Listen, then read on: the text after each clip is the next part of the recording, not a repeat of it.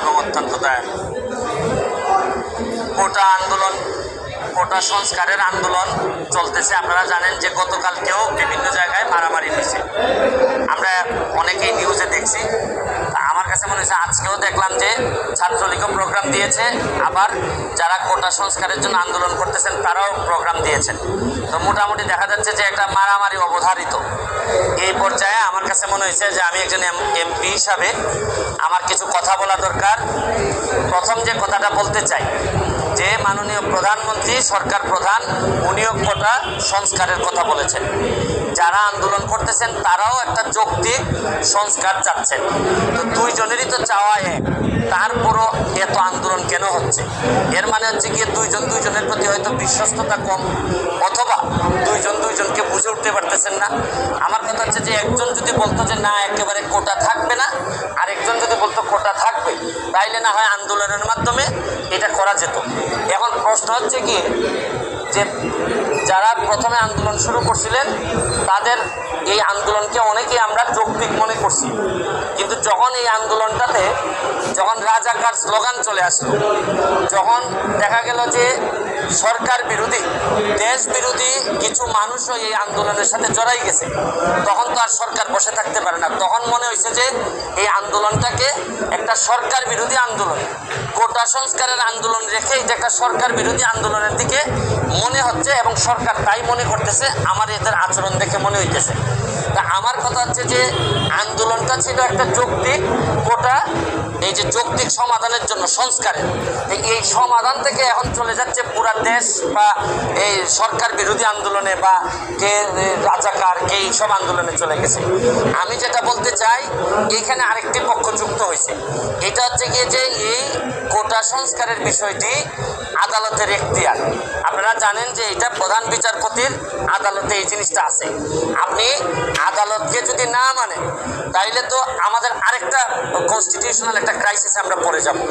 আমার বক্তব্য হচ্ছে পরিষ্কার, যারা মুখোমুখি হচ্ছেন তাদের প্রতি আমার একটা দাবি, কারণ বেশ কিছুদিন ধরে সাধারণ মানুষের অনেক কষ্ট হচ্ছে।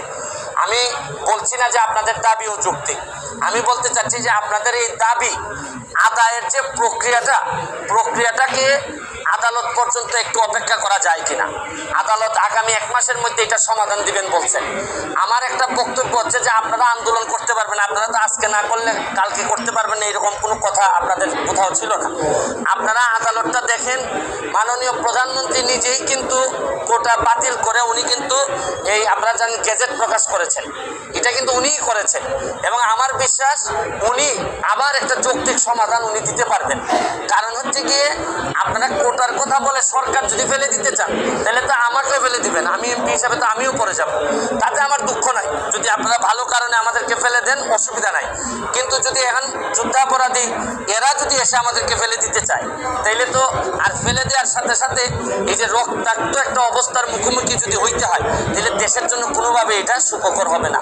আমার বক্তব্য হচ্ছে আপনারা অন্তত 1 মাসের জন্য এটাকে স্থগিত করেন, এবং প্রয়োজনে আমি আপনাদেরকে নিয়ে যারা কোটা সংস্কারের আন্দোলন করতেছেন তাদের যারা নেতৃবৃন্দ, তাদেরকে নিয়ে যারা আসলেই প্রকৃত ছাত্র তাদেরকে সাথে করে নিয়ে প্রয়োজনে আমি প্রাইম মিনিস্টারের সাথে বসে কথা বলবো, যাতে একটা যৌক্তিক সমাধান করা যায়। কারণ হচ্ছে গিয়ে আন্দোলন করে, মারামারি করে, এবং আরও একটা জিনিস দেখেন, আমি ছাত্রলীগের সাবেক নেতা ছিলাম, কর্মী ছিলাম, আর ছাত্রলীগ এবং যারা মুখোমুখি হয়ে গেছে, এইটা কিন্তু একটা চক্রান্ত চলতেছে যে ছাত্রলীগকে কীভাবে অজনপ্রিয় করা যায়। কারণ আপনি যখন 1-2টা দলকে মুখোমুখি করবেন, এখন ছাত্রলীগ যদি কাউরে বাড়ি দেয় অথবা ছাত্রলীগ বাড়ি খায়, তখন কিন্তু হয়তো একটা খারাপ পরিস্থিতির দিকে যাবে, ছাত্রলীগকে আরও অজনপ্রিয় করার একটা প্রক্রিয়া চলতেছে। আমি মনে করি, আমি ছাত্রলীগকেও দাবি জানাবো যে আপনারা প্রকৃত অর্থে যদি কাউকে প্রতিহত করেন, তাহলে যদি দেখা যায় যে এই আন্দোলনের বাইরে থেকে কেউ এসে সরকারের ক্ষতি করতে চায়, রাষ্ট্রের ক্ষতি করতে চায়, তাদেরকে আপনারা প্রশাসনের কাছে হস্তান্তর করবেন, নিজেরা আইন তুলে নেবেন না। আমি আপনাদের এই বড় ভাই হিসেবে বলতেছি, আর যারা আন্দোলন করতেছেন তাদেরকেও আপনাদেরই বড় ভাই আমি বলতেছি যে আপনারা আদালতের দিকে একটু দেখেন। 1 মাস পরে যদি আপনাদের মনে হয় যে না এটা যৌক্তিক সমাধান হয় নাই, তাহলে আপনারা আবার আন্দোলন করতে পারেন। কিন্তু অযথা মুখোমুখি হয়ে আপনাদের পুরো ভবিষ্যৎটা সামনে, আমি চাই না আপনাদের ভবিষ্যৎ নষ্ট হোক এবং এই রাষ্ট্রে বা দেশে একটা বিশৃঙ্খলা পরিস্থিতি তৈরি হোক। কারণ এইরকম বিশৃঙ্খলা পরিস্থিতি তৈরি হইলে সরকার কিন্তু কঠিন হাতে আগাইতে হবে, সরকারের সামনে আর কোনো পথ থাকবে না।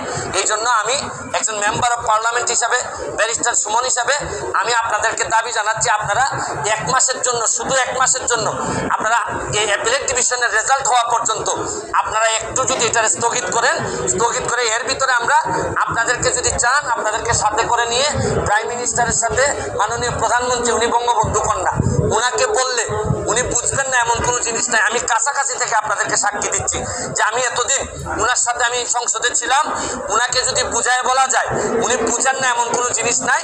তবে আমার কাছে মনে হয় যে প্রক্রিয়ায় আপনারা আদায় করতে চাচ্ছেন, এই প্রক্রিয়াটা আপনাদের সঠিক না। আপনাদের কাছে আমার দাবি 1টা মাস সময় আপনারা স্থগিত করেন। 1টা মাস পরে সুপ্রিম কোর্টের আদেশের পরে আপনারা, কারণ আপনারা যেটা চাচ্ছেন, আপনারা বলতে চাচ্ছেন যে আপনারা আন্দোলন সরকারের সাথে, আদালতের সাথে না। কিন্তু আপনাদের এই আন্দোলনের যেটা চান আপনারা, এটা যদি আদালত থেকে আসে তাহলে তার আপনাদের আন্দোলন করার দরকার পড়ে না। আপনারা মানলাম যে আপনারা আদালতকে চাচ্ছেন না, কিন্তু আদালতের মাধ্যমে আসতে পারে। প্রয়োজনে আদালতে আইনজীবী হিসাবেও আমি থাকবো, থেকে যৌক্তিক সমাধানের চেষ্টা আমি করব। এইটুকু আমি আপনাদেরকে বলেছি। আইনি আমি যদি তারা আদালতে আসে, আমি তাদের সাথে থেকে একজন আইনজীবী হিসাবে তাদের এই যৌক্তিক সংস্কারের জন্য যা যা বলা লাগে আমি তাদের পক্ষে বলব। কিন্তু তাও আমি চাই যে আপনারা আন্দোলনটা এইভাবে মুখোমুখি হয়ে সাধারণ মানুষের কষ্ট এবং এই রক্তাক্ত পরিবেশ আমরা দেখতে চাই না।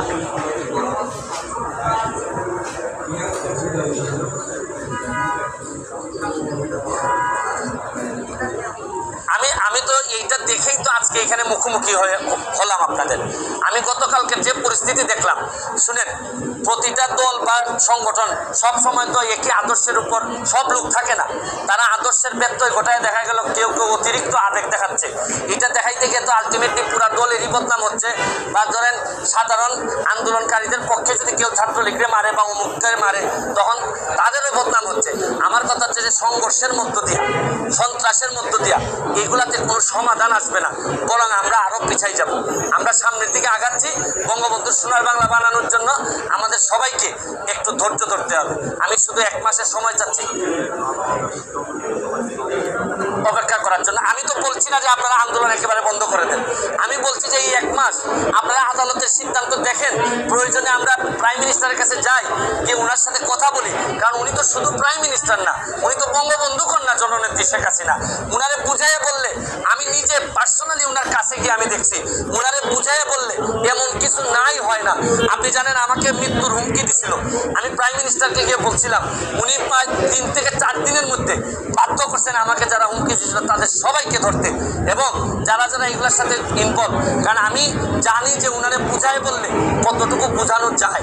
এই জন্য এই অভিজ্ঞতা থেকে একজন এমপি হিসাবে আপনাদের কাছে আমি দাবি জানাচ্ছি, অযথা এই সন্ত্রাসের দিকে গিয়ে, আন্দোলনের দিকে গিয়ে, ভাঙাভাঙির দিকে গিয়ে রক্তাক্ত অবস্থায় আমাদের কোনো সমাধান হয় না।